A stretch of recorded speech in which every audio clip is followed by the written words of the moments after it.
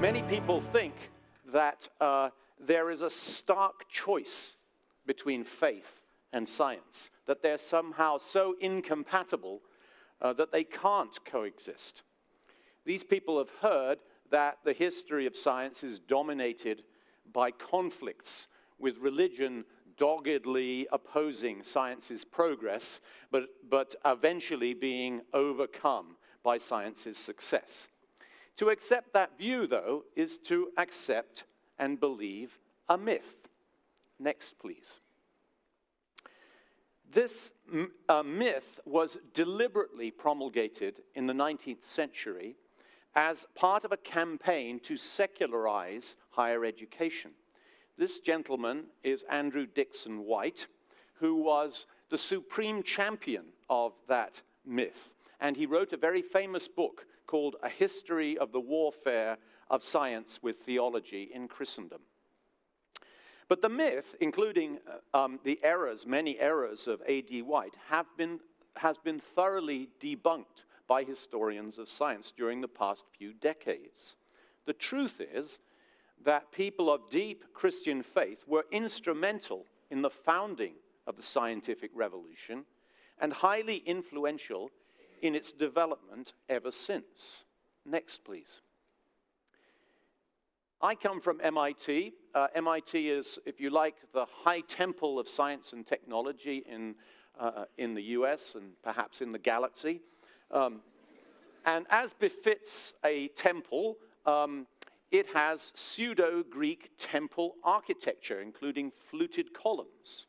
And at the top of the fluted columns, if we were truly in a Greek temple, there ought to be the bacchanalian friezes of the drunken orgies of the gods.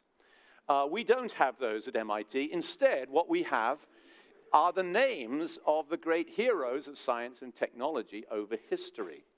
And some would say that the drunken orgies take place across the river in the fraternities. Well, a few years ago, we tried to make an assessment of what fraction of the great heroes of science over history, as represented by the names on the architecture of MIT, were Christians. It's a hard estimate to make, but the estimate we came up with was something like 50 or 60%. So that's the first point I'd like to make. Next slide, please. Serious Christians, believers, were a high proportion of the most influential natural scientists in the first few centuries of modern science's development. And these people, such as these folks here, are just a small selection of the giants of physical science who were deeply committed to their faith. Now then, there's the big question about the history of ideas. Modern science grew up almost entirely in the West, where Christian thinking held sway. There were, at that time, civilizations of comparable stability, prosperity, and in many cases, technology in China, Japan, India, and so on. Why did they not develop science as we know it? If it were true, as A.D. White claimed, that the Christian church's opposition had stunted scientific development for hundreds of years, why didn't science rapidly evolve in these other cultures? Next slide, please. A cogent case has been made that far from being an atmosphere stifling to science, the biblical worldview of the West proved to be the fertile cultural and philosophical soil in which science grew and flourished. The ways in which Christian theology contributed to scientific attitudes include these. A free contingent creation requires experimental study, not just armchair philosophy. A good creation is worthy of study. A world that is not itself God is safe to investigate without violating the divine. A world for which humans have been given responsibility calls for study as a duty. Our rationality, reflecting God's gives optimism that we can understand the creation. And God's role as a steadfast lawgiver leads us to seek general laws that govern the world. These are philosophical and theological encouragements to the work of empirical science. And when combined with the impulse of Christian charity to benefit humankind through practical knowledge, they led to a true revolution in understanding the world. So that's the second point. Next slide, please. I observed over the years, in my interactions with Christians in academia, that far from scientists being weakly represented among the ranks of the faithful, as one would expect if science and faith can't coexist, actually they're strongly overrepresented, and the sociological evidence shows the same thing. It's been studied systematically, for example, by Robert Wuthnow, whose data I'm showing here. And he established that while it's true that academics generally are believers in lower proportion than the US population as a whole, nevertheless, among academics, scientists were proportionately at least as likely to be Christians and often more likely to be Christians than those in the non-scientific disciplines. So next slide. So history doesn't support the perceived problem of coexistence between science and faith, nor is it supported by the prevalence of faith among scientists. Christianity grew from a fertile biblical worldview. It was founded by predominantly Christian pioneers, and it still attracts Christians into its ranks today. So where does the perceived problem of coexistence come from? It comes in part, I believe, from a misunderstanding of faith. Next slide, please. The anti-theists of today say that you can either base your beliefs on evidence or you can base them on faith in some authority. And of course, they say that their secular opinions are rational and based on evidence, while religious people are just some kind of irrational faith heads who just believe whatever they like or whatever they're told. But this is nonsense. Christian belief is not without or against evidence. The first Christians had the evidence of their eyes. They had walked the roads of Galilee with Jesus of Nazareth and heard his teaching and seen his healings and watched him crucified, and over 500 of them had seen him resurrected. And that was their evidence. It was sufficiently persuasive to them that they spread out from Jerusalem and in many cases sacrificed their lives in order to tell others what they had experienced. And those who heard them and responded had their own experience of Christ. So the Bible doesn't teach that faith is the opposite of evidence or of rationality. It teaches that faith should be our response in the face of uncertainty or in the very frequent situations where rationality can't give us all the answers. The Bible cites as examples of faith the acts of men and women who trusted God through adversity and challenge and were loyal to what they knew, even though there was much that they didn't know. And down through the centuries, the church has sought and found evidence and intellectual understanding, which inspired it to create universities and centers of learning and scholarship. So we need to develop a better understanding of what faith is. Next view graph, please. The word faith has several different meanings. They can be summarized as being of three different types: belief in propositions, confidence or trust in a person or thing, and loyalty to some person or ideal.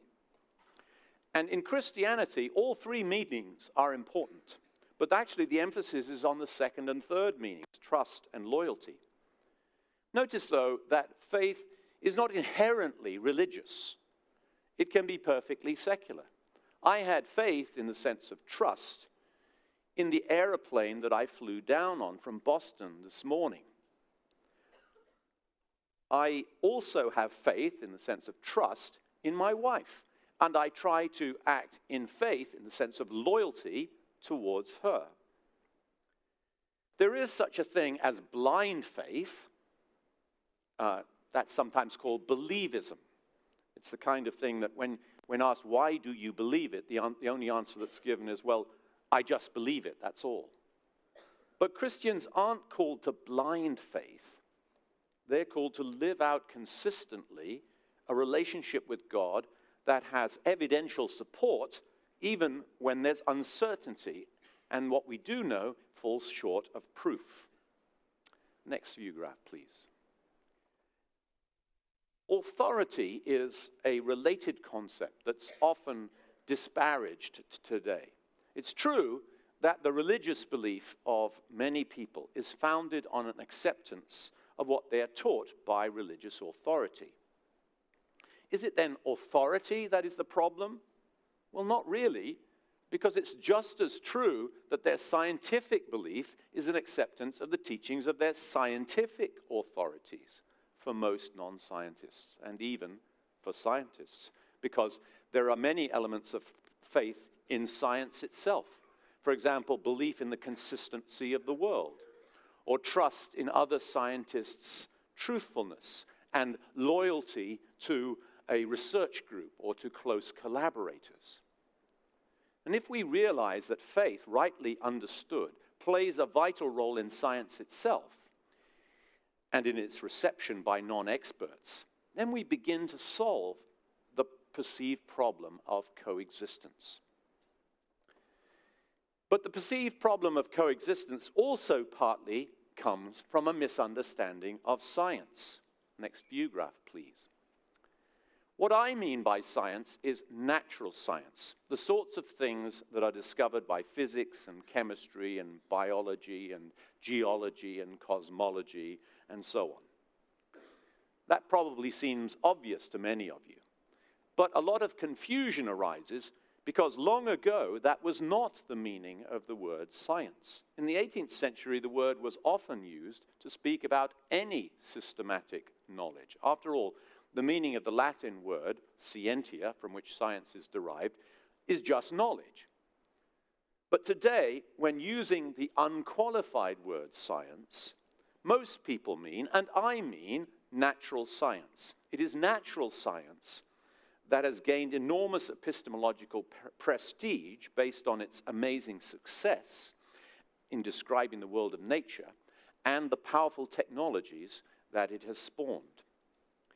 Next view graph, please.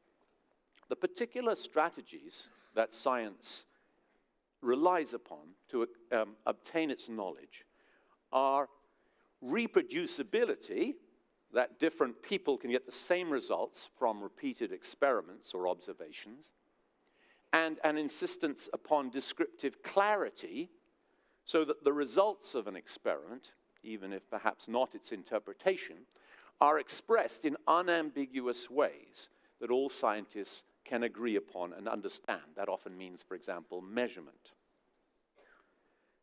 Next view graph, please. If you want more details about this, then please read my book, Monopolizing Knowledge. This is the shameless advertising section of the talk. It's an examination of scientism. Scientism is the belief that science is all the real knowledge there is. Scientism has been enormously influential in our society and in the academy for the past couple of 100 years. But scientism is usually implicit rather than explicit. In other words, people don't just get up and declare their allegiance to scientism. More often, they simply presume it implicitly. I've given a couple of examples of more explicit scientism on the view graph, but implicit scientism is rife in the writings of the militant atheists of this century. So, for example, Richard Dawkins, in his book, The God Delusion, writes as follows: Did Jesus raise Lazarus from the dead? Did he himself come alive again 3 days after being crucified? There is an answer to every such question, whether or not we can discover it in practice, and it is strictly a scientific answer. The methods we should use to settle the matter would be purely and entirely scientific methods. Well, look, the resurrection isn't a scientific claim, it's an historical claim. Next view graph. The way you establish the truth of historical claims, like the resurrection, or, for example, that Julius Caesar was stabbed to death on the steps of the Roman Senate on the Ides of March in 44 BC, is, of course, not by, quote, purely and entirely scientific methods. No. We need to use methods that are appropriate to the claim being made. And the evidence that we seek for historical claims isn't scientific evidence, it's historical evidence. And that'll be predominantly for things like documentary evidence, personal and maybe even eyewitness testimony, perhaps some archaeological evidence, and all gathered together, taking advantage of our general understanding of what makes people tick and of the attitudes and the thinking and the background history of the times in which the events occurred. Now, the reason why scientism is so important in the present context is that the critics of belief in God are fond of saying that religion is irrational because there's no evidence for God. But what they're really saying is that there's no scientific evidence. There's plenty of historical evidence for the claims of Christianity. I'll agree that history and the truth of Christianity cannot be established scientifically. But my position is that science is obviously not all of knowledge. It's not the only route to knowledge, and because scientism is simply a mistake. And the most important clarification in understanding the relationship between science and faith is to recognize that there are many different routes to knowledge, and science is just one of them.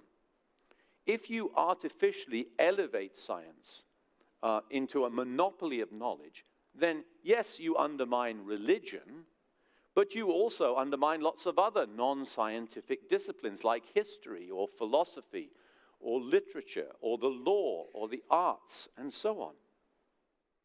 Next slide, please. So scientism is the biggest barrier to coexistence. It misleads many to think that the non-scientific disciplines need to be turned into science. It misleads some scientists to overreach and pretend that science has refuted religion. And it misleads Christians into thinking that gaps in scientific knowledge ought to be a cause for satisfaction. These mistakes are what undermine coexistence. Now, the key antidote to scientism, I believe, is to realize that science is not all the knowledge there is, and in particular, that different descriptions of phenomena at different levels can simultaneously be valid. This is commonplace within the natural sciences, but it also needs to be advocated for the levels of description that go beyond science. There can be scientific descriptions which avoid purposeful explanation as an operational presupposition of science, and there can be human and personal and purposive explanations, all of which can simultaneously be true. So to illustrate this, next view graph, please, consider the human person.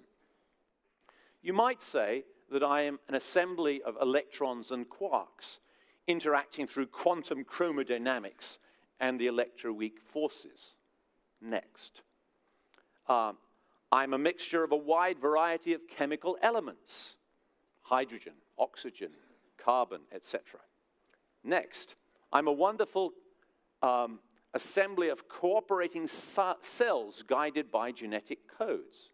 Next, I'm a biochemical machine powered by bioenergy. I am a mammal, next, with blood, warm blood and hair. Next, I'm a human with consciousness and intelligence. Next, I am a husband a lover, a father, a teacher.